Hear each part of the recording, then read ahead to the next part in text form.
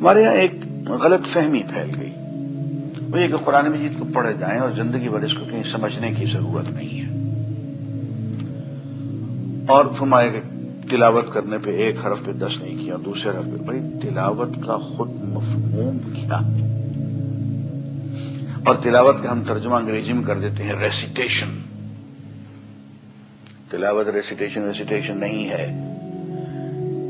تلاوت کے معنی پیچھے پیچھے آنے کے ہیں، پیروی کرنے کے ہیں، سمجھنے کے ہیں، فالو کرنے کے ہیں۔ خود لفظ تلاوت کے اندر سمجھنے کا مفہوم موجود ہے، اور صحابہ کی شان سے یہ بات بالکل بعید تھی کہ قرآن مجید پڑھیں اور سمجھیں نہیں۔ سمجھیں گے نہیں تو اس پہ عمل کیسے کریں گے؟ اور اس پہ تو کھلی احادیث موجود ہیں۔ ابو داؤد میں حضور اکرم صلی اللہ علیہ وسلم نے فرمایا کہ یا ابا ذر لئن تغدو تتعلم آیۃ من القرآن خیر لک من ان تصلی 100 رکعہ۔ اے ابو ذر، اگر تو صبح صبح اٹھ کے قرآن کی ایک آیت سیکھ لے، سمجھ کے پڑھ لے، تو یہ تیرے لیے اس بات سے بہتر ہے کہ تو 100 رکعت نماز نفل پڑھے۔ عزیزان گرامی، دھیان دیجئے اس بات پہ کہ ایک رکعت نماز پڑھنے کے لیے سورہ فاتحہ چاہیے، اس کے بغیر رکعت نہیں ہوگی۔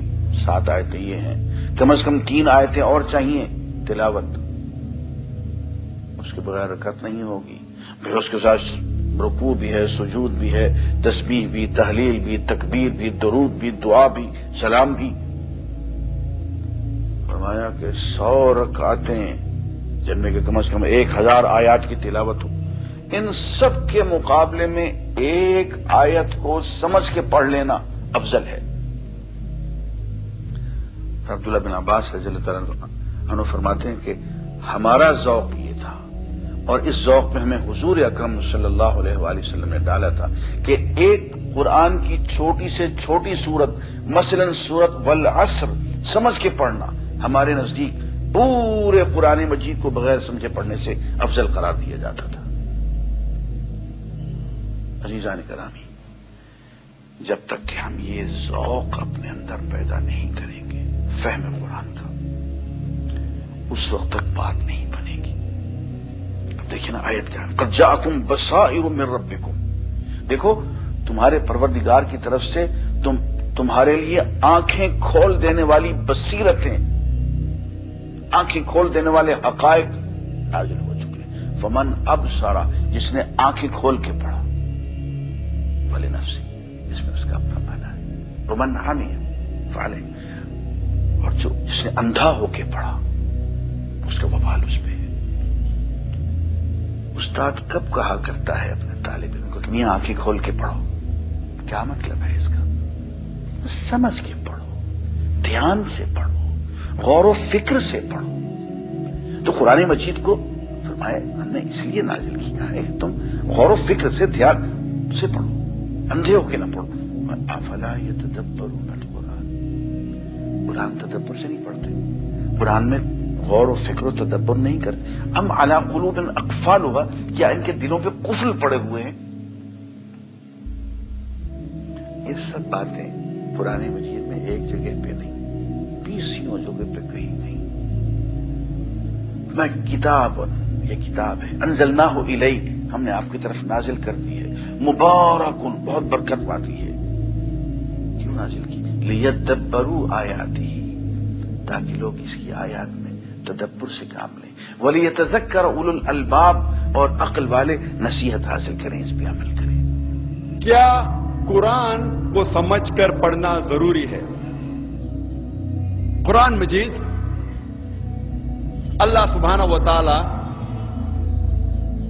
کی آخری وحی اپنے آخری پیغمبر محمد صلی اللہ علیہ وسلم پہ نازل کی گئی تھی۔ قرآن مجید ساری دنیا میں سب سے بہترین کتاب ہے، وہ ساری انسانیت کے لیے ہدایت ہے۔ قرآن مجید حکمت کا فوارہ ہے، حکمت کا جھرنا ہے، اور جو لوگ نہیں مانتے ان کے لیے چیتاونی ہے، ان کے لیے سختی ہے، اور جو لوگ بھٹکے ہیں ان کو سیدھی راہ دکھاتی ہے قرآن مجید. یہ قرآن شریف ایک ایشورنس ہے. جو لوگ کو ڈاؤٹ ہے ان کے لیے ایشورنس ہے, اور جو لوگ مشکلات میں ہیں ان کے لیے راحت ہے.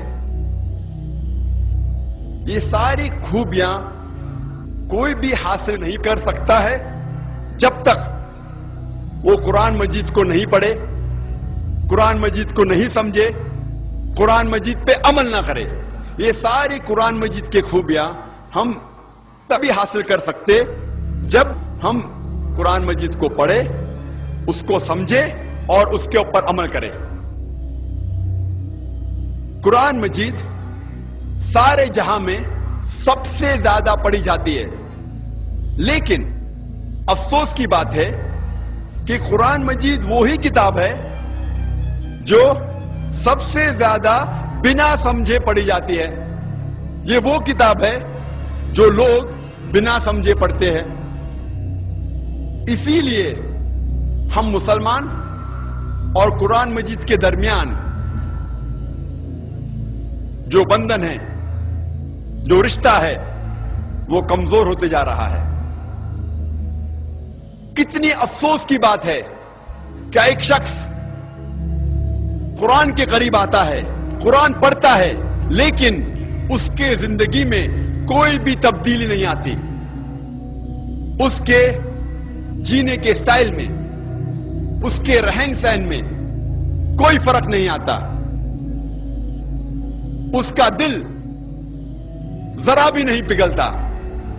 افسوس کی بات ہے کہ کوئی قرآن مجید کے قریب آتا ہے اور اس میں کوئی تبدیلی نہیں آتی. اللہ سبحانہ و تعالی فرماتے ہیں قرآن شریف میں سورہ آل عمران سورہ نمبر 3 آیت نمبر 110 میں, کنتم خیر امۃ اخرجت للناس. اللہ تعالیٰ مسلمانوں سے فرماتے ہیں آپ سارے جہاں میں سب سے بہترین امہ ہیں. جب بھی کوئی تعریف کی جاتی ہے, جب بھی کوئی عہدہ دیا جاتا ہے, اس کے ساتھ ذمہ داری ہونا ضروری ہے. کوئی بھی عہدے کے ساتھ ذمہ داری ہونا ضروری ہے.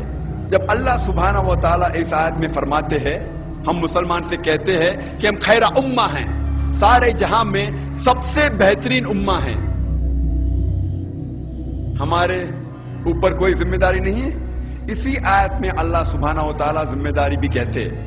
اللہ تعالیٰ فرماتے تأمرون بالمعروف وتنہون عن المنکر وتؤمنون باللہ, کیونکہ ہم لوگوں کو اچھائی کی طرف بلاتے ہیں اور برائی سے روکتے ہیں. اگر ہم لوگوں کو اچھائی کی طرف بلانا چاہتے ہیں اور برائی سے روکنا چاہتے ہیں تو ہمیں ضروری ہے کہ ہم قرآن مجید سمجھ کے پڑھیں.